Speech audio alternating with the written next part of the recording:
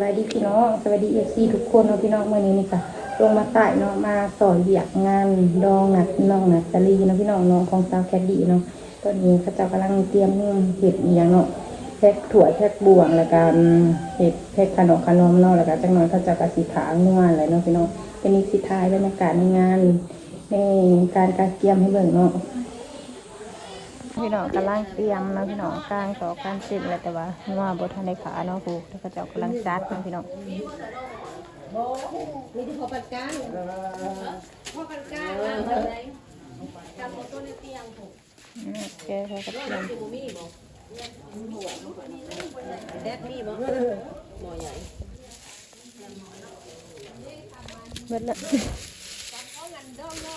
เอาตัวไร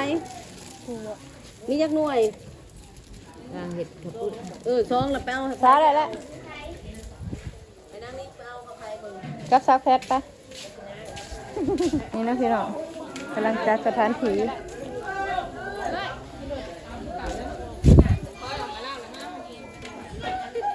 จะหัวยังสาวนี่น้องพี่น้องทางนี้จะเป็นวางเขาข้าควันอยู่เพื่อนใหญ่ไปนอกอยู่ลุมพื้นทั้งเพื่อนซักแพทแมนซีฮับเขเขาทั้งขุดน้องพี่น้องเป็นเห็ดซองหมองทางนี้แมนมะขาวข้าควันอยู่พี่น้องก็จะอาสาเนาะผู้เฒ่าแก่กันกะคือมาอยู่พี่เนาะปวดผ้าใส่ลงลำเอาไม่สิบตีบมาซะเนาะว่าใจแตกปอลูกก็ยังเอาพี่น้องแยกกันเห็นทำตั้งคุณน้องสวนนาลงตกลงกินกำลังเริ่มอยู่มาเลยเนาะแต่ว่าบ้านเชิญน่ะ11 โมงกว่าเรื่องของกามาใส่พวกข้าวต้นเนาะพวกเราพวกอย่างอันนี้โอ้ยได้กัน10 โมงเลยได้เขาเริ่มมาแล้วเอาเราแสนสาววันลาเป็นแค่บุญนั้นบ้านนาบ้านลึกเอามองเอามาพิเศษด้วยนะครับเขามาเนาะโอ้หลายเพลงแล้วห้องมาเนาะแล้วก็จะพิเศษเนาะวันนี้จันจุยจัดการให้เลยบ้านนี้บทเปลี่ยนคือตะฟังเซเนาะ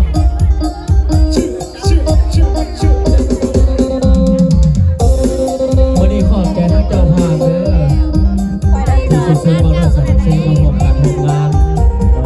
พี่น้องเจ้าสาวนะในกันเจ้าสาวกับกระเป๋าเข้าปะกินข้าวกันกินครับเป็นลมได้เห็นเลยกันนี่เป็นหนึ่งพี่น้อง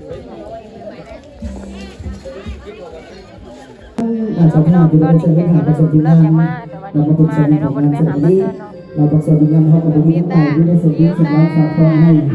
และที่เขาสอบความใส่ในท่านสภาพรู้สึกเป็นทางครูบาสาวเราเป็นตัวเกี่ยวในที่คนเชื่อเชื่อตัวห้างเยี่ยมนี่อาสาลูกผู้คนยืนยืนเรียนนี่ง่ายนี่ลูกสายไทยเป็นคนหูคนนี้เรา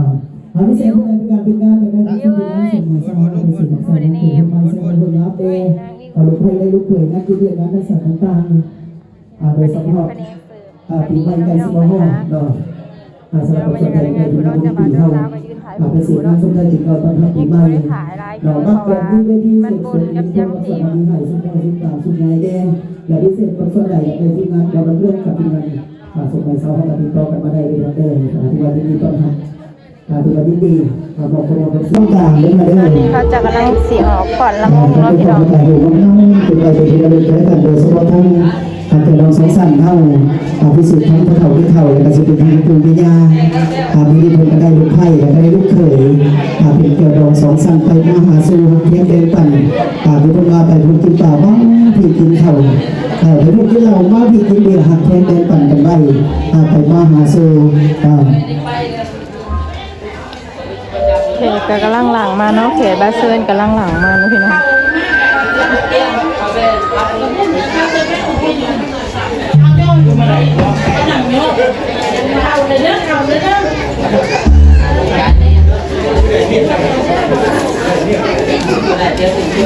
คนละนั่งเอากันทุกไปผู้จะได้เชิญตามนั่งจะพาทั้งสองกับสองไฟเดินทางคือโรเป็นลมปัจจุบันสาวในโรเพราะใช้ทั้งสาวในการเป็นผู้เชิญ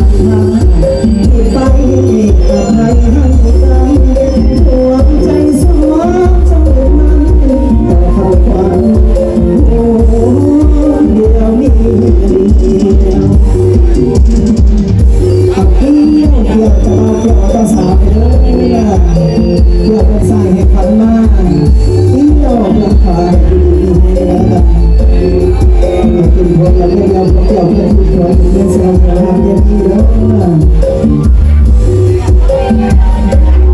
สาวลิต้าลูกสาวแพทย์เนาะพี่น้องเนาะน้องป้าถาเพิ่นคือนอนอยู่เพิ่นกับพ่อเพิ่นเนาะ